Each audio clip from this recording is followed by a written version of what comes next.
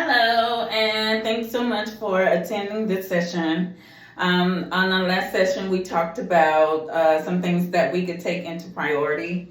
A lot of us probably missed the session that we're taking things into priority consideration when it comes to operating on the human body and the anatomy of the body and where things can and cannot go. Unfortunately, you may have missed the session that we've supplied or applied to the curriculum. But however, I do want everyone to understand we are yet in a learning business.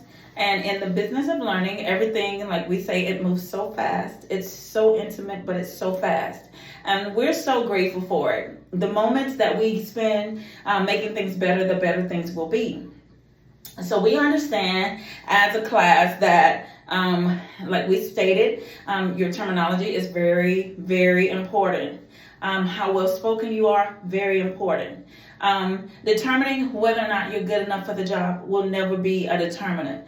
However, if we could continue to pursue, the pursuit of happiness is what we're looking for. How comfortable we can become with the career or the choice of our motive, whatever the motive is that we're seeking. So I want to encourage all of the ones that are out there and they're pursuing, you're wanting to pursue a motive. The motive, it should not even embarrass you if there is a moment that you ever fall short. We want you to realize that even after trying, you have successfully completed everything we've asked, and that is trying. I'm so grateful because God is so good to me. He allows me so many things to see, so many factors, and after seeing and recognizing factors, becoming a part of the formula or the formulary. And I'm so grateful. God is so good to me. As I look back over my life and I think about how long it's been that I've ever applied myself to a motive and how important I feel while I was actually creating that moment. To the feeling of being responsible, the feeling of being accountable when no one is there to stand over you and to say do this or to do that, but you're your own boss. And you're bossing up and doing those things. Even after that, you should feel as if you are the one for the job, no matter what. I'm so grateful that as I say, I can contribute to the success of those that are considered a motive or someone that is considered, I guess we would say, you're trauma, but instead of being trauma, we consider you a part of the critical care unit. Critical care is very important, as critical as it can become. We can lose some, we can gain some, we can not do none. And those are the things that I want people to understand, and how critical it is very critical.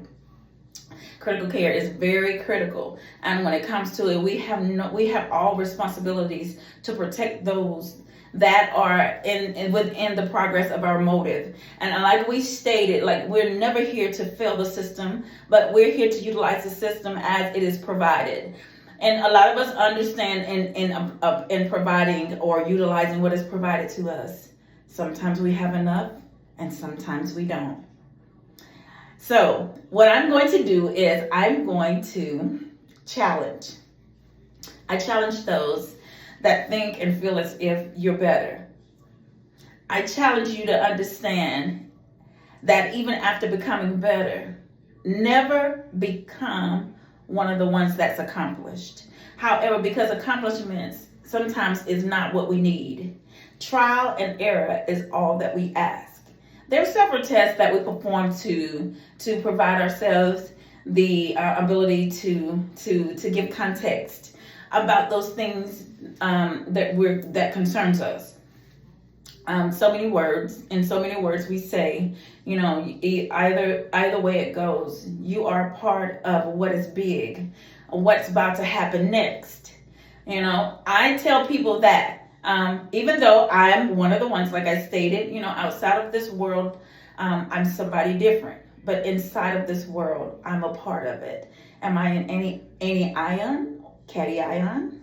Or am I one of those that's catalytic or an enzyme or maybe a substrate. We can never tell where we are, but the most important thing is knowing who we are and whose we are. God has made everybody so unique. And like we always say, the part and the bits and the pieces that God put together, and He wants to put it together forever. We give God that opportunity, and we're so grateful. And that's why I say I challenge everyone around these holiday seasons. You know, there are so many things that is prone to happen, but the most important thing is we understand how critical it is already, and we understand what critical is. You know, we don't bring those things to the hospital, as the hospital is already in charge of it. We cannot decide whether or not today you're going to be an asymptomatic person or you're going to be symptomatic. But what we can tell you is this: your life is in our hand. Until the next time, make yourself a deal. Is a deal or no deal? Once again, from the desk of Mrs. Felisa Ann Jackson Goodwins, I do want to thank you so much for everything, every effort that everyone is putting forth.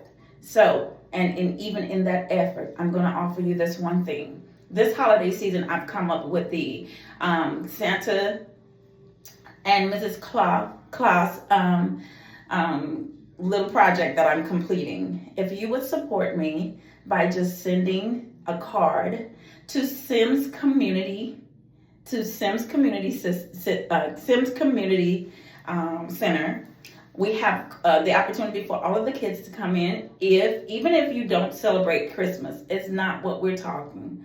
There is a Christmas that is within Christmas, and one day you may be one of those ones that become a part of the Deal or No Deal number system. And with that being said, if you feel as if you want to become a part of that, help us out. Come out on the 14th. Our calendar is set on the 14th all day to participate as Mrs. Claus. I will be Mrs. Claus, and my son Nicholas will be Mr. Claus. He will be introducing Mom into a special memory of his life. And I want him to feel just how nurtured that is, and how nurturing it is for me. I want everyone to understand that Christmas don't celebrate like it used to. Until the next time, stay safe, stay well, and do the things that do better for you.